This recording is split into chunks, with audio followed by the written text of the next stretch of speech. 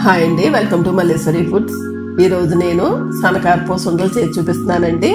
ఇవి చేసుకోవడానికి పెద్ద టైం ఏమీ పట్టదు, చాలా ఈజీగా చేసేసుకోవచ్చు. టేస్ట్ అయితే మాత్రం చాలా బాగుంటాయండి. ఇవి ఎలా చేసుకోవాలో చూసేద్దాం. ముందుగా ఒక బౌల్ మీద జల్లెడి పెట్టుకుని 1 కప్పు శనగపిండి, 1/2 కప్పు బియ్యం పిండి వేసుకోవాలండి. ఈ బియ్యం పిండి సన్న కారపూస క్రిస్పీగా రావడం కోసం అండి. చిటికెడు సాల్ట్ వేసుకుని మొత్తం పిండి అంతటిని జల్లించుకోవాలి.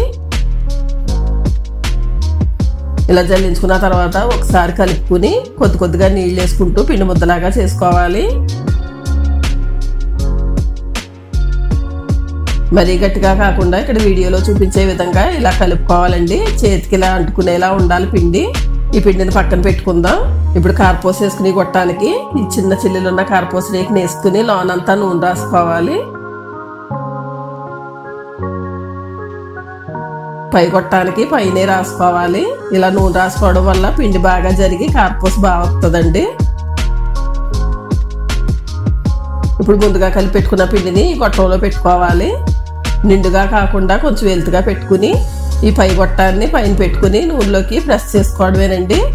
స్టవ్ వెలిగించుకుని కడాయి పెట్టుకుని డీప్ ఫ్రైకి సరిపడ్డా నూనె పెట్టుకోవాలి. నూనె బాగా వేడెక్కిన తర్వాత మీడియం మంట మీద పెట్టుకుని అప్పుడు కారపూస వేసుకోవాలండి. అలా వేసుకోవడం వల్ల చేతికి ఆవిరి పట్టకుండా ఉంటుంది. కారపూస పక్కన వేగిన తర్వాత రెండో వైపుకు తిప్పుకోవాలి.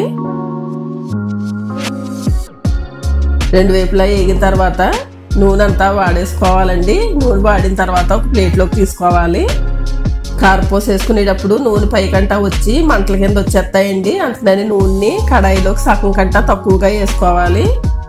ఇదే విధంగా పిండి అంతటిని కూడా కారపూస వేసుకోవాలి. కారపూస అంతా రెడీ అయ్యిందండి.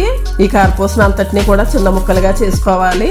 ఇక్కడ నేను చిదిపి చూపిస్తున్నాను చూడండి. బియ్యం పిండి వేసుకోవడం వల్ల కారపూస ఇలా క్రిస్పీగా వస్తుంది. ఇలా ఇంత చిన్న ముక్కలుగా చిదుపుకుంటే సరిపోద్దండి. ఈ కారపూసకి ఇప్పుడు బెల్లం పాకం పట్టుకోవాలి. స్టవ్ వెలిగించుకుని కడాయి పెట్టుకుని చిన్న ముక్కలుగా చేసుకున్న బెల్లాన్ని 1 కప్పు వేసుకుని కొద్దిగా నీళ్ళు వేసుకోవాలి. నీళ్ళు తక్కువగా వేసుకోవడం వల్ల పాకం తొందరగా వస్తుంది. ఈ బెల్లం అంతా కూడా ఇలా గరిటెతోటి కలుపుకుంటూ కరిగించుకోవాలండి. బెల్లం అంతా కరిగింది. ఇప్పుడు ఉండపాకం వచ్చేంత వరకు ఉడికించుకోవాలి. ఉండపాకం వచ్చిందో లేదో చూద్దామండి. ఒక ప్లేట్లో కొద్దిగా నీళ్ళు వేసుకుని ఆ నీటిలోకి పాకాన్ని వేసుకోవాలి. వేసుకున్న తర్వాత ఇలా ఏలుతోటి దగ్గరికి తీస్తే ఉండ కింద రావాలండి. ఇలా ఉండొచ్చిన దాన్ని ప్లేట్ని వేసి కొడితే సౌండ్ రావాలి. ఇలా సౌండ్ వస్తే మనకు పాకం కరెక్ట్గా వచ్చినట్టు. ఇప్పుడు ముందుగా చిదిపి పెట్టుకున్న కారపూస అంతటిని వేసుకుని స్టవ్ కట్టేసుకోవాలి. స్టవ్ కట్టేసుకుని పాకంలో కారపూస అంతా కలిసేలాగా మొత్తం అంతా కలుపుకోవాలి. ఇలా మొత్తం అంతా కలిసిన తర్వాత నూనె రాసుకున్న ప్లేట్లోకి తీసేసుకోవాలండి. ప్లేట్కి ఇలా నూనె రాసుకోవడం వల్ల అడుగున అడ్డుకోకుండా ఉంటుంది. చేతికి కొద్దిగా నీళ్ళ చెమ్మ చేసుకుని ఇది వేడిగా ఉన్నప్పుడే ఉండలు చేసుకోవాలండి.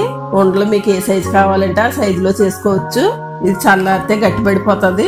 అందుకని వేడిగా ఉండగానే చేసేసుకోవాలి. ఇలాగే మొత్తం కారపూస అంతటినే ఉండలు చేసుకుని పెట్టుకోవాలి. ఉండలన్నీ రెడీ అయినాయండి. ఇవి బాగా చల్లారిన తర్వాత ఒక ప్లేట్లో వేసుకోవాలి. ఇక్కడ చూపిస్తున్నాను చూడండి, చాలా బాగా వచ్చినాయి. వీటిని గాలి తగలని డబ్బాలో పెట్టుకుంటే చాలా రోజులు ఫ్రెష్గా ఉంటాయి. మీరు కూడా తప్పకుండా ట్రై చేసి మీకు ఎలా వచ్చినాయో కామెంట్ పెట్టండి. ఈ వీడియో కనుక మీకు నచ్చితే లైక్ చేయండి, షేర్ చేయండి, మా ఛానల్ని సబ్స్క్రైబ్ చేసుకోండి.